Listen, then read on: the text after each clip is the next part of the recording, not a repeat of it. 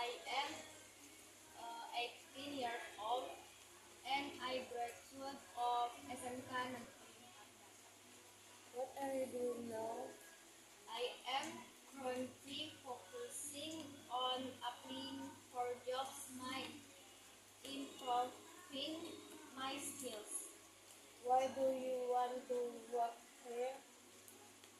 I admire the company's reputation and want to contribute while gaining